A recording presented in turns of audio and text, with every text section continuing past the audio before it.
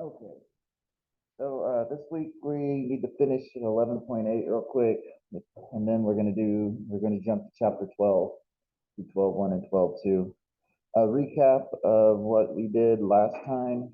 The derivative of e to the stuff is just e to the stuff. And if the stuff is more than x, if you have a function up there, you have to do the chain rule. So the derivative of e to the stuff is e to the stuff times the derivative of the stuff. Then, like, what if you have something like 10 to the x instead of e to the x, okay? Basically, you just have to scale it by the natural log. So the trick here was to rewrite b, whatever that number is, as e to the natural log of b, okay?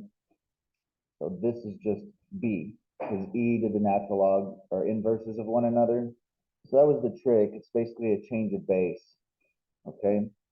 Um, so the derivative of e to the stuff is e to the stuff times the derivative of the stuff. Well, natural log of b is just a number.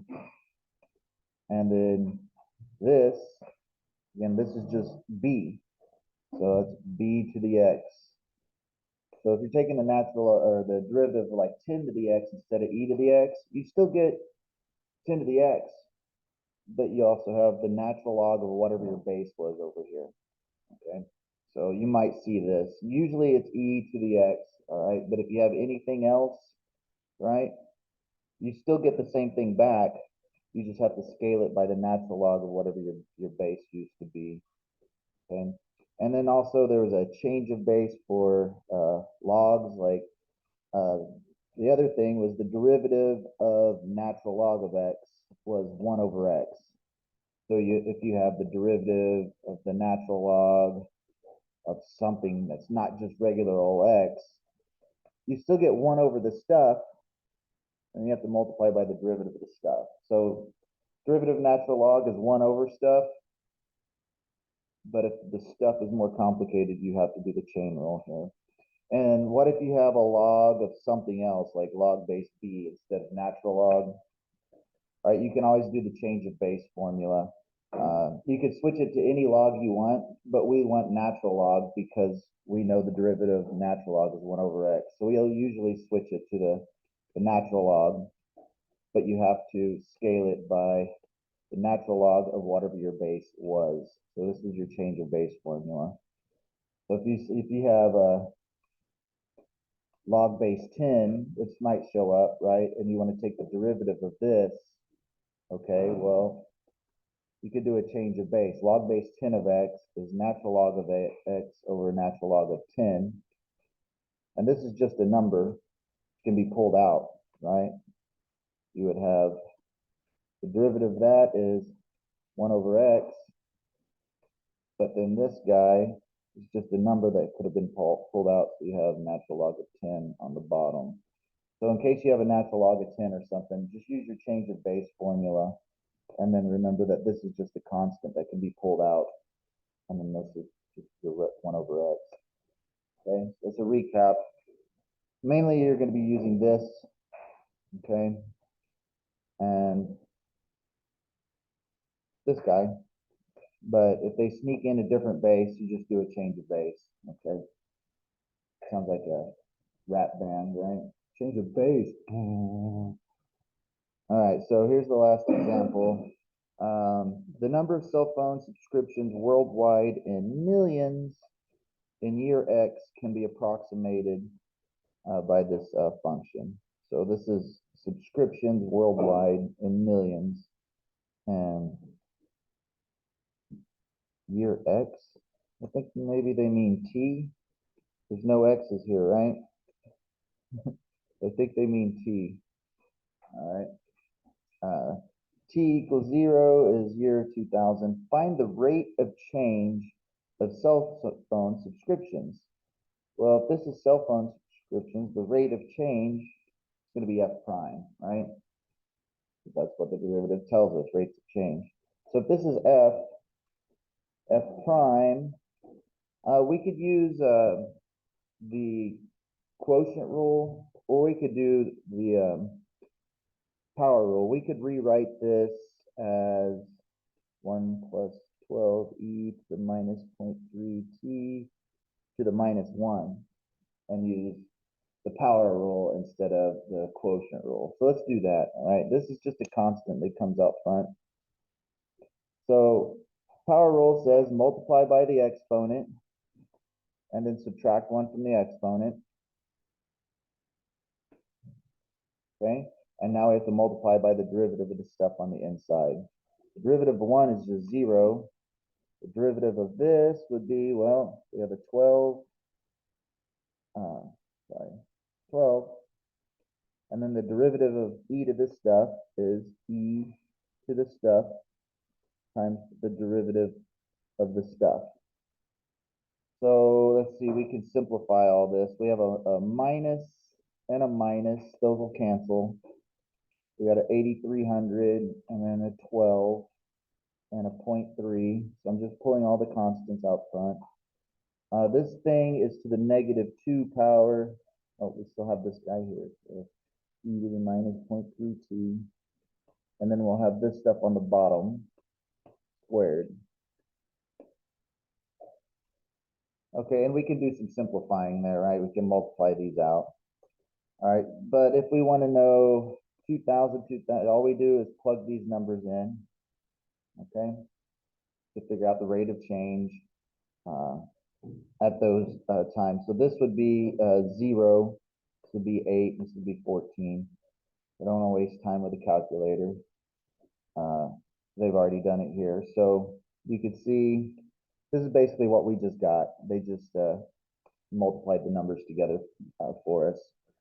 And if you plug in these values for 2000, you get 177. So what does that mean? Well, again, it was in millions of cell phone subscriptions. So in the year 2000, the rate of change was 177 million cell phone subscriptions per year. So in year 2000, cell phone subscriptions were increasing, because it's a positive number, at a rate of about 177 million per year. All right. So I remember like marginal change, like how much would it change, right? So this is a little different. We're just looking at the derivative here. It tells us the rate of change. So f prime is df dt, right?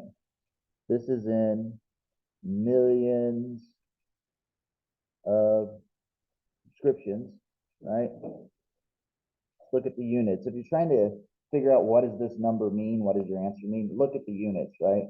And this is years. All right, so f prime is going to be in units of millions of subscriptions per year. Okay, and you can plug in the other numbers. So if you plug in 8, you get 621, and then 14, it's gone back down. So we started off kind of, wouldn't say slow, but it boomed here, you know, in 2014. Now, one thing you might be interested in figuring out is like, well, we see all these rates of change, right? We could see it started off okay, got real good, started slow back down. You might want to know, well, what year was the biggest rate of change, right? You might want to know when the rate of change. So how would we maximize, how would we find the year that had the highest rate of change? Okay.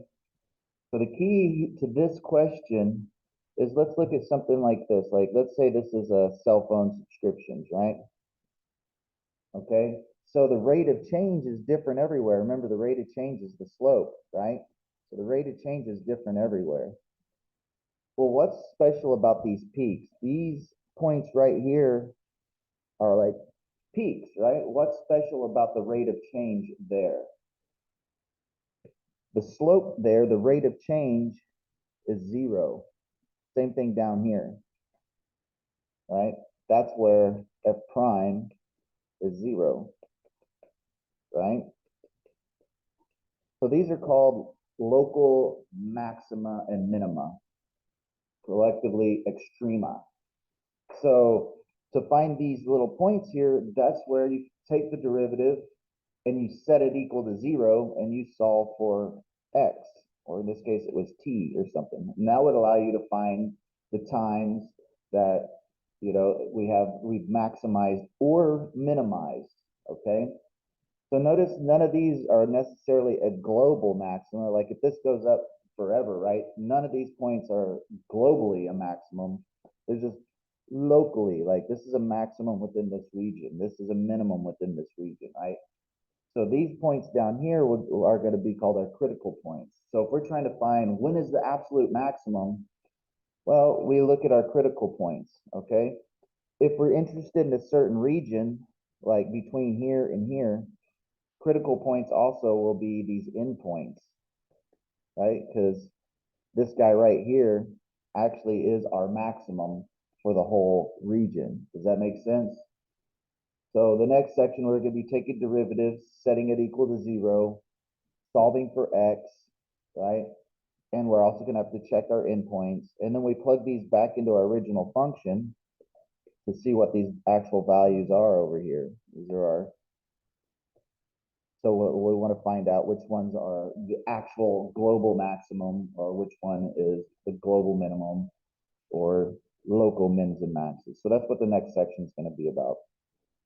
I think. My best guess, because that's where we go naturally. Let's see. 12.1. Guess we can read the opener here.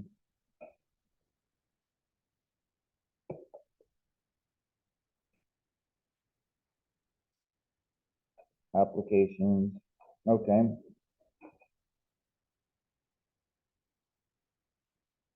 So this chapter, right, this week we're doing these guys. So local extrema, all right? And then Wednesday or Friday, we're going to look at what the second derivative means. So I won't start talking about that yet, just anticipate. Like the first derivative tells you rate of change. The second derivative tells you the rate of change of the rate of change, right? So if a function tells you your position, the rate of change of position would be your velocity, right? Well, if your velocity is changing, well, that means you're accelerating, okay? So that's what the second derivative means in physics, right, is acceleration. Well, what does it mean in business? So that's going to be 12.2. So let's look at local extrema.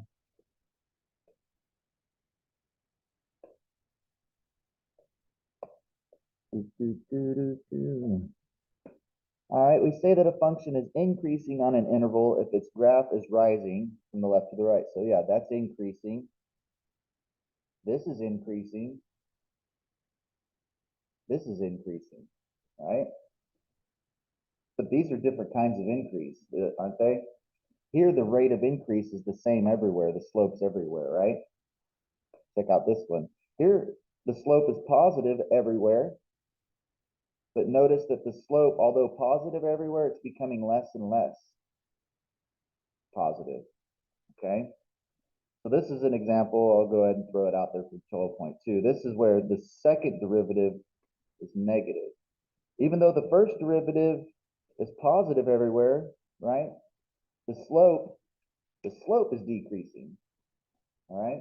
So the rate of change of the rate of change is negative. Here, it's increasing everywhere, right? So the first derivative is positive. The slope is uphill everywhere.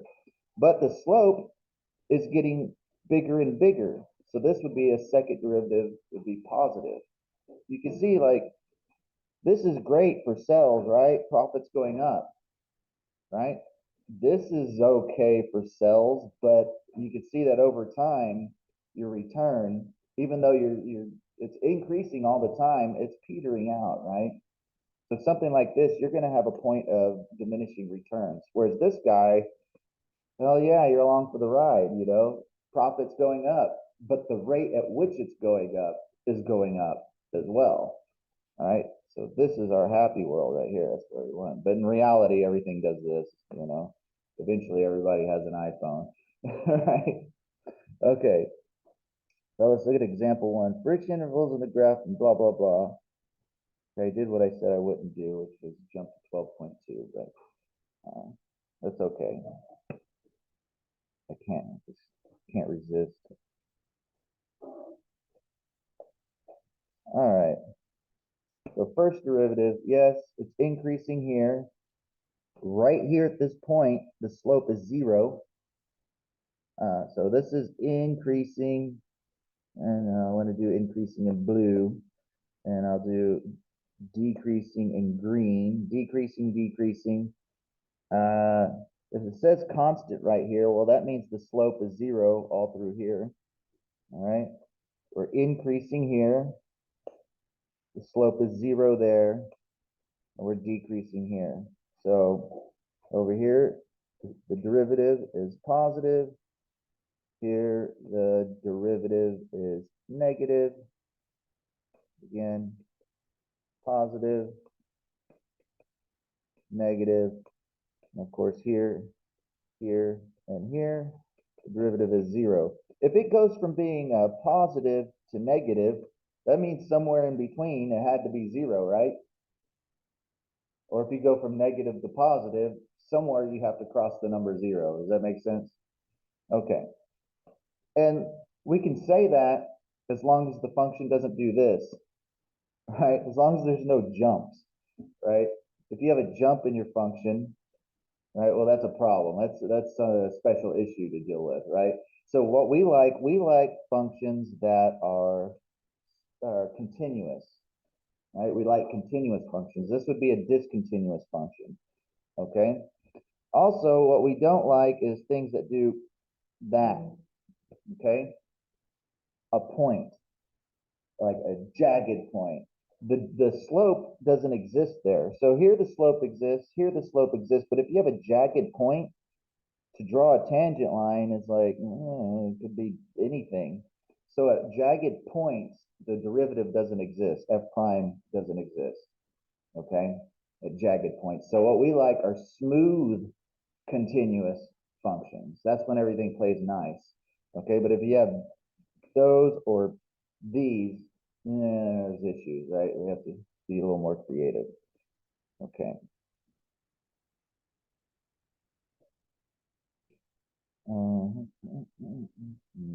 Okay.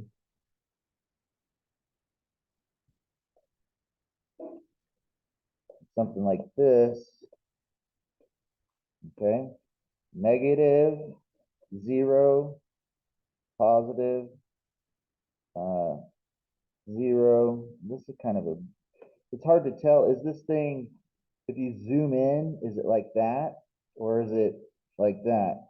For a drawing like this, you can't really tell, right? Because they put a dot there, I'm assuming they mean something more like that, right? As long as it's rounded, right? But it's like, what do you mean by rounded, right? How rounded does it have to be? Well, mathematically, it's very clear when you do the equations, right? But if you're just drawing a graph by hand, there's very little difference between these, but mathematically, there's a huge difference, right? As long as you zoom in and infinitely close, it's rounded, then the derivative exists, okay? So again, decreasing, increasing, decreasing. Simple stuff, right? Okay, let's see. So in summary, all right, the derivative is positive where it's increasing, it's negative where it's decreasing, and it's 0 for each x in the interval if f is constant on the interval. So that's this. If it's just straight, right, it's horizontal. The slope there is 0. You're not going up or down, okay? But you also have these specific points where it becomes 0. Those are the points of interest. So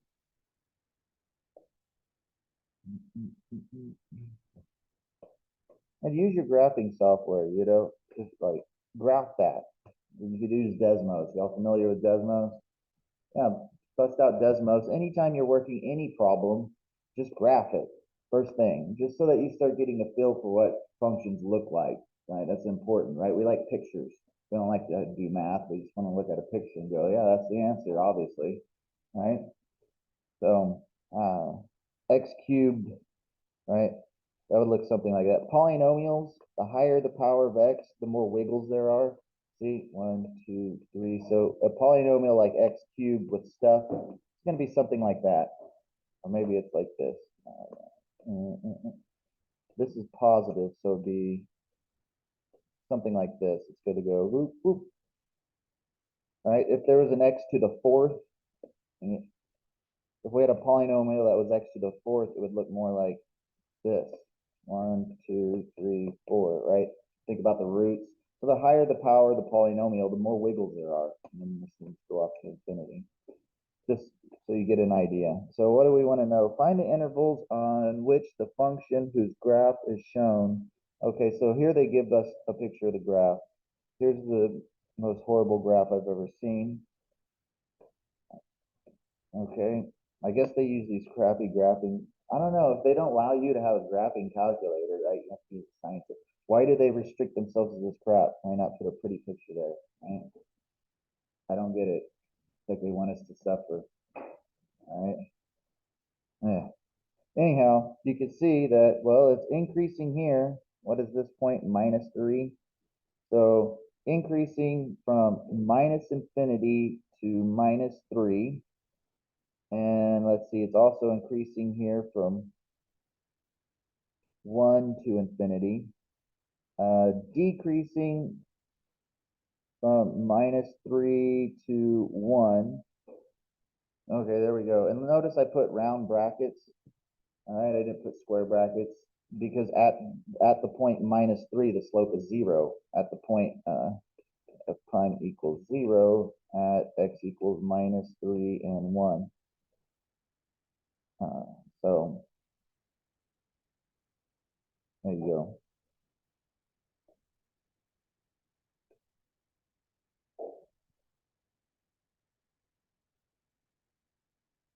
Blah, blah, blah, blah, blah. Okay, so they actually did the math. That's good. So how would we do the math here, though? Like they said, look at the picture, all right? Okay, well, what if how do we do that? What if the picture was sucked, right? I mean, we can look at this and go, yeah, that's -3, but really you don't know. It could be 2.99, right? And that's why we have to do the math, because the difference between 3 billion and 2.9 billion is a lot of money, right? You can't rely on just looking at a picture. All right, so here what we're looking for is where is the derivative positive, where it's negative. So first off, we need to find the derivative, right? So if we just do the little power rule, 2 times 3 is 6, and then a minus. There's our derivative, right? Boom. Okay, how do we figure out where it's positive and where it's negative? Well, first thing you want to do is figure out where it's 0, okay? Figure out where it's 0, all right? And then look at, that'll give you different intervals, right? So let's see where this thing is 0. This thing's going to be 0. Let's see. I can divide everything by 3 here, right? Right? If I just, boom, divide everything, no. Yeah, by 3, I get this. And then this, I can factor an x and an x. What is it? A +3 and a -1. Yeah, 3x minus x is a 2x. Okay. That means x is -3 and +1, just like we thought they were from looking at the picture. So now we want to put a little number line right here at -3 and 1. Okay, that's where it's 0. So our intervals here are going to be, what about over here? It's either positive or negative. Over here, it's either positive or negative. And in here, it's either positive or negative. How do we tell? Well, just pick a point and plug it in, right? Here's f prime, all right? Well, pick a number over here. I'll plug in a -4. If I plug in a -4, I got, I'm going to use this version of it. I mean, technically this isn't f prime, but I just want to see if this result is positive or negative, right? So if this thing is positive, so is this, right? Does that make sense?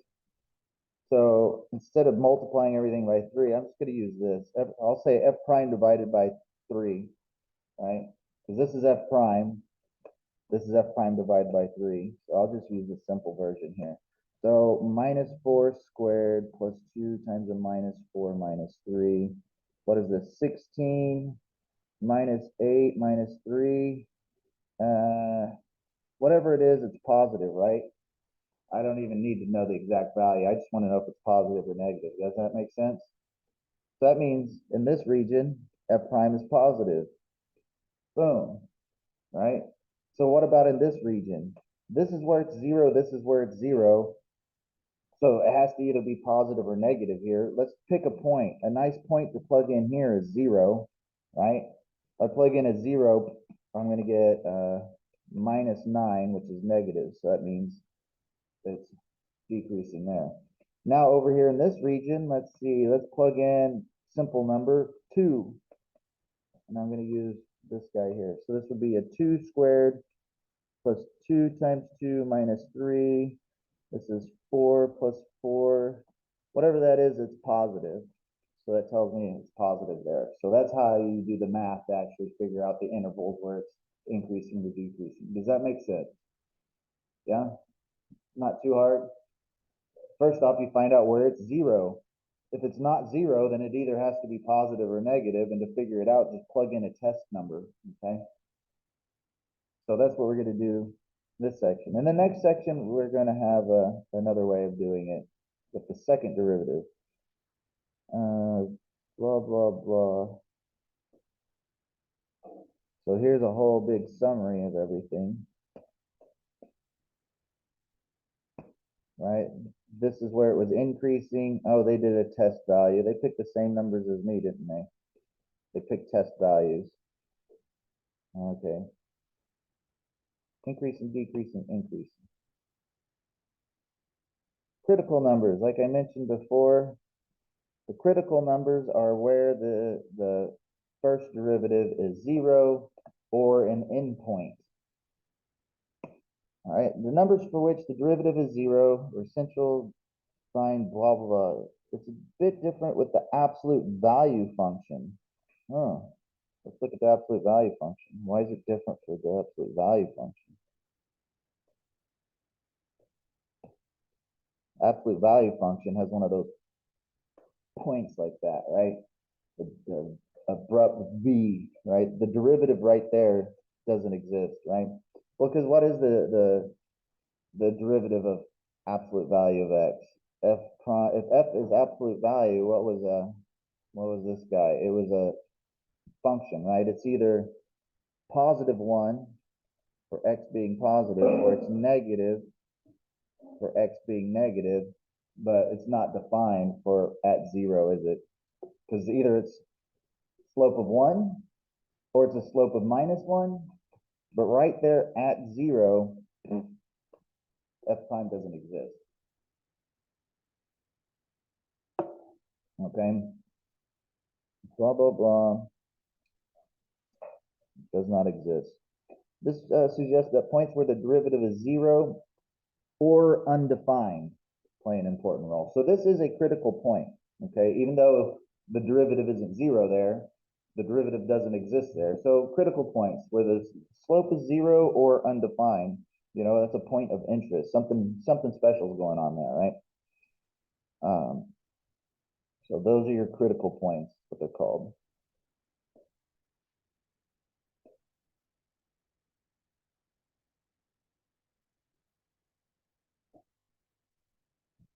Increasing or decreasing test. Well, you have the intuition now. You don't have to memorize a test, right? It just makes sense. So here's all these steps, right? Find the derivative. Find out where the derivative is 0 or it doesn't exist, right? Got to look out for those, right? Solve the inequalities. The solutions of f prime are intervals in which f is increasing and decreasing. So basically just do what we just did in that last example, right? We're just figuring out where the slope is positive, negative, or undefined. Why does YouTube always harass me? I don't understand. Bad enough you have all these commercials when you go to their website. They have to send you commercials when you're not even there. That should be against the law. All right, so peaks and valleys, like I said, slope is zero, slope is zero, slope is zero, slope is zero. Those are the minima and maxima. They say turning points, okay? Well, there's another kind of place where it's zero. If you, like x cubed, if you have something like this, right? This is called an inflection point, all right? It's not this and it's not that, okay? You can have a function that's increasing and then stops increasing just for a point and then keeps increasing. This is an inflection point. So not every place that the slope is zero is going to be a minimum or a maximum, okay? You could have an inflection point. But everywhere that's a minimum or a maximum, the slope is going to be zero, or the slope is undefined, like that guy, right? So that's what we have to keep in mind. They don't mention that here, but you can have an inflection point, right? But look at the inflection point. Notice the slope is increasing, but the rate of increase is decreasing, right? So notice the second derivative is negative here, even though the first derivative is positive. But over here, the slope is positive, but it's getting more and more positive. So over here, the second derivative is positive. All right, so this is like uh, inflection point. So the first derivative is positive the whole time, except for right here where it's zero. But the second derivative, here the slope is decreasing, here the slope is increasing. So the second derivative goes from negative to positive. So again, a sneak peek into the next section. Local extrema.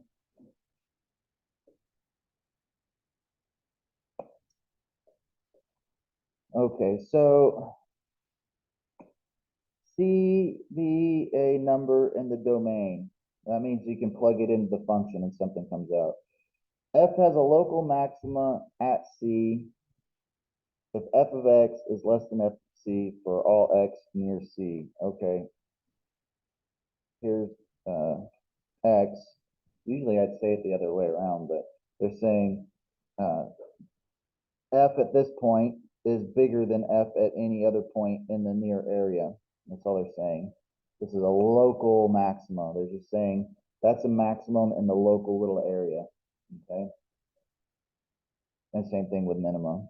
All right. So these are local extremum, also called relative extremum. So extremum is both minimums and maximums. They just don't want to say two words. The plural is maxima and minima and extrema.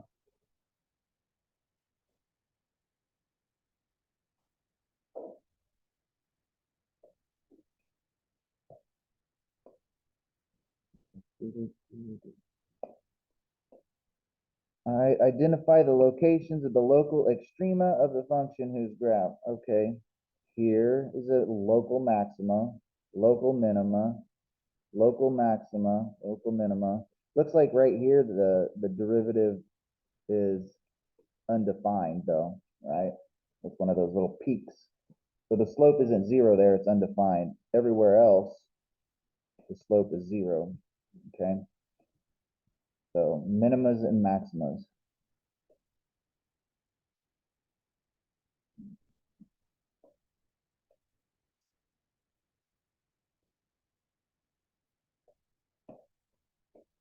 The exact location, rather than a calculator's approximation, can be found using derivatives, right?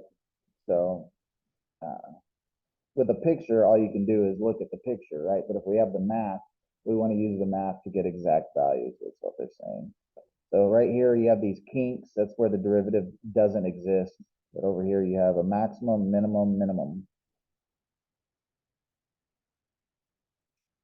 Identify the values of all the point. I think we know, I think we understand. All right. So here's another reminder.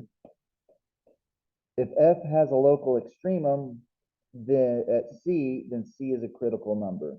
Okay, so critical number, critical number, critical number, critical number, critical number. If the slope is 0 or it doesn't exist, that's a critical number.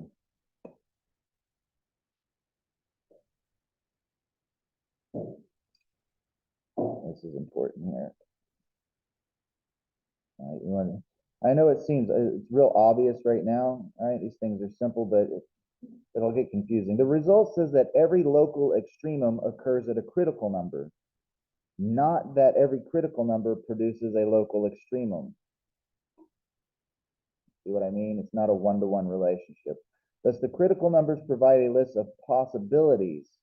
If there is a local extremum, it must occur at a number on the list, but the list may include numbers at which there is no local extremum.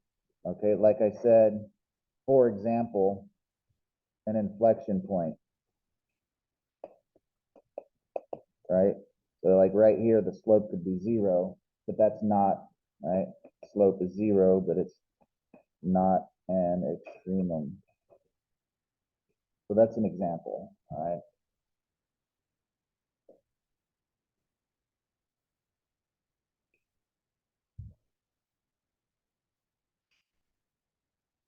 All right, let's do this.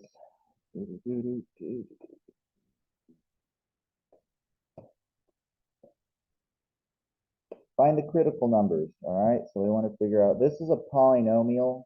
Polynomials are smooth and continuous. They don't have any points, right? And they don't have any breaks. So this will be easy. Find the critical numbers. That's going to be where the slope is 0. So we get a 6x squared minus 6x minus 72. Okay, that's the derivative. All right, polynomial, nice and smooth and pretty. We don't have any issues. Set it equal to 0, and I'm going to divide everything by 6. We get x squared minus x minus what, 12. And so we can easily factor. What do I need here? 4 and a 3, minus 4 and a positive 3, right? Minus 4x plus 3x gives me a minus x. Okay, the hardest part in here is going to be remembering your algebra, right? At least these are easy ones, right? As long as there's a 1 out front, you should be able to eyeball it. So therefore, x equals 4 and minus 3. Those are our critical points. We don't have to worry about places where the derivative doesn't exist, right? This is f prime. It's a polynomial. F prime exists everywhere, right? Polynomials, the domain of a polynomial is all real numbers. Okay, we're not dividing by 0 anywhere, anything like that. What else do they want us to do? Well, they don't care. Find the critical numbers. I mean, typically, they want you to also figure out, is there a minimum or a maximum there, right? So, like for this problem, the rest of the problem should be, right, instead of just find the critical numbers, they should say find the local minima and maxima, right?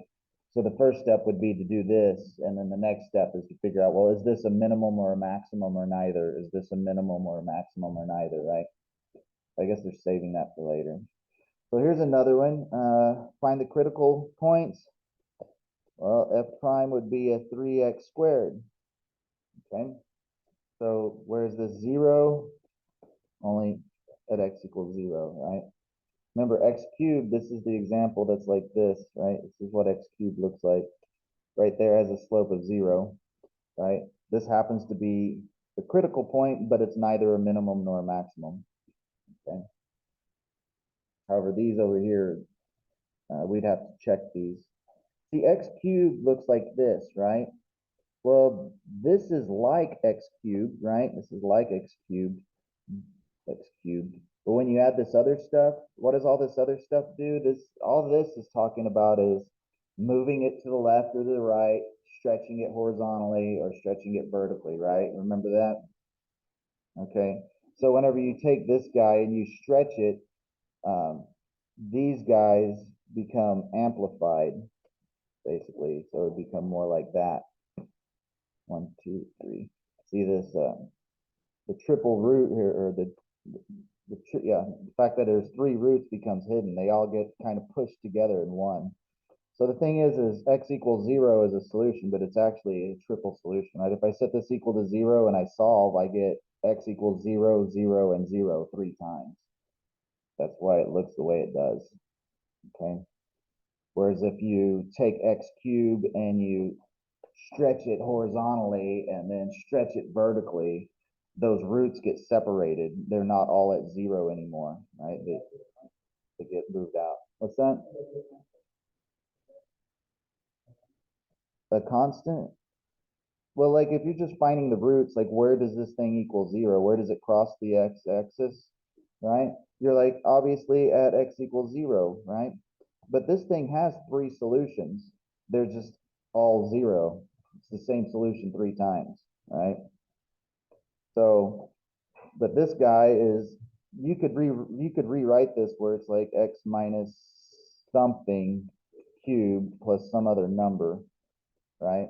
You could complete the cube, if you will, okay? And all that does is just shows that once you stretch that thing out, those roots, instead of being all in the same spot, get separated. You know, you get something more like this. They become over here, and over here, instead of all right there.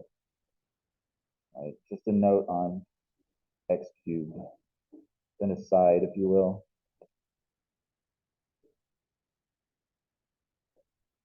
It's something that took me a while to realize what was going on. All right, so this is what to the 2/3, right? A cube root means to the 1/3 power.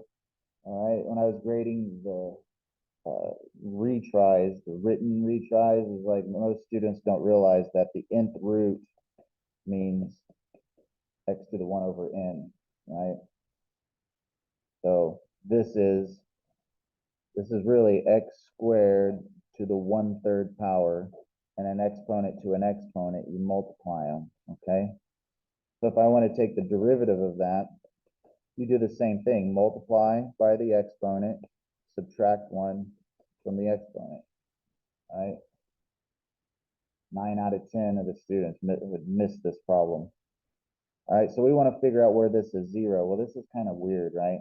If this is 0, well, first thing I can get rid of that, divide both sides by 2/3, right? So where is this 0? What is this really? This is 1 over the cube root of x. Where's this 0? Right? Well, you can't divide by 0, right? This is only 0 if this is 0, right? This is never 0. There's no solutions here. Like if you have 1 over x equals 0 and you're solving for x, there's absolutely nothing you can plug in for x to get 0, right? You can't plug in 0 because you can't divide by 0. So there's no solution. Same thing over here, no solutions. Right? So, I mean, some functions are like this. They're just increasing forever. The slope is never 0. Never 0, right? Right? There doesn't have to be critical numbers, right? But even though the slope is never 0, this guy is undefined for x equals 0, right? Because you can't plug in a 0 down here, right? Let me write it out. F prime is 2/3 over the cube root of x. That's f prime. You can't plug in 0. All right, so x equals 0 is a critical number. Not because the slope is 0 there, but because the derivative is undefined there. Does that make sense? This is, we finally get one of those examples. Oh, they have nice little graphs. Here's our x cubed. Got the inflection point. It's a critical number, but not a min or a max. Here, we have a point, right at 0, so the slope doesn't exist there. I guess I'll put that in there. Put this little picture in there.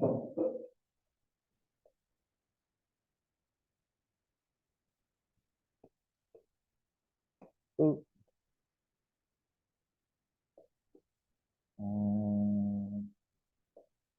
There we go, this is a good one. Some of these with these funky roots, right? When we actually go to solve for zero, there might be some algebra tricks we might want to get going on here. So let's see. The derivative, if we multiply it 3 times 4/3 would just be 4. And then I subtract 1 from the exponent. 12 divided by 3 is 4.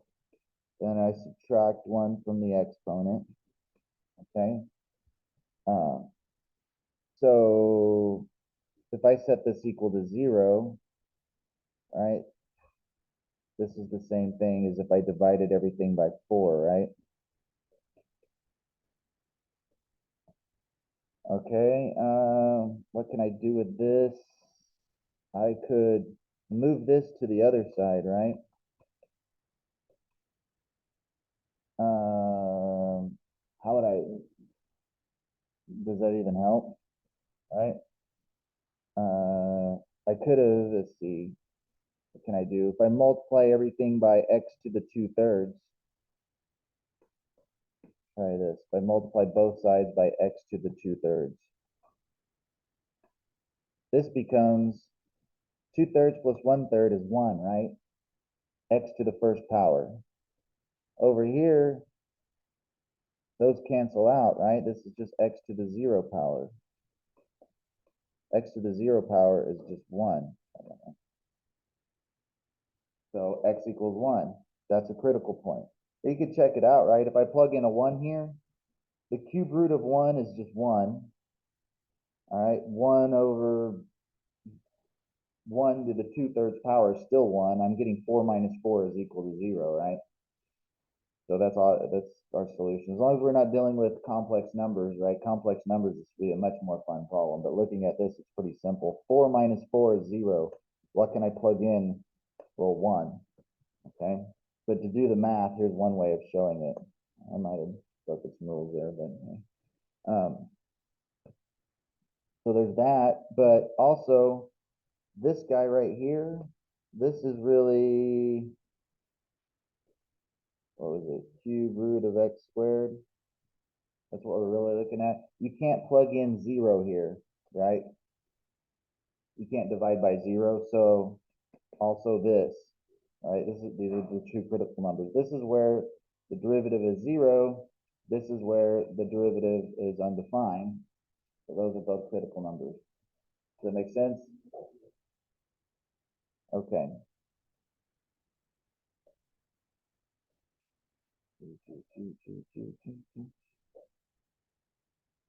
We're about out of time here.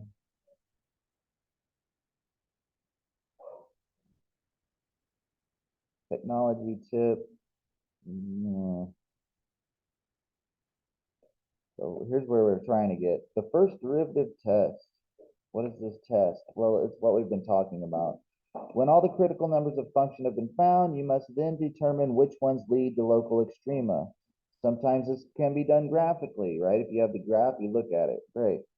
It can also be done algebraically using the observation. At a local maximum, f changes from increasing to decreasing, increasing to decreasing. Okay, great. And at a local minimum, it goes from decreasing to increasing. So if you're doing like your critical points and you find like, okay, the slope is 0 at -3 and the slope is 0 at 2, right? So this is where f prime is 0, this is where f prime is 0. And then you pick some test points and you realize, well, it's increasing here, it's decreasing there, and it's increasing here. To go from increasing to decreasing, that means that this has to be a maximum, right? Whereas over here, we're going from decreasing to increasing. That means that this guy would have to be a minimum. That's all. Does that make sense? Okay, so that's the first derivative test, right? Once you figure out the intervals where it's increasing or decreasing, you can see it has to be a maximum or a minimum, right? But if you have something like this, here's a critical point. If it's increasing here and increasing here, then this is neither a minimum or a maximum. That would be something like x cubed. It's increasing and then it's 0 and then it's increasing, right? So then it wouldn't be either one. So that's our first derivative test. And we're going to run this into the dirt, all right? And then we're finally going to get to the second derivative test, and we'll be like, who needs a first derivative test? So you're gonna have different ways it approaches, you know, it might be quicker just to take the second derivative, or it might be quicker to do the first derivative and check all the different critical points, right? It just kind of depends on the situation. All right, let's get out of here. I'll see y'all on Wednesday.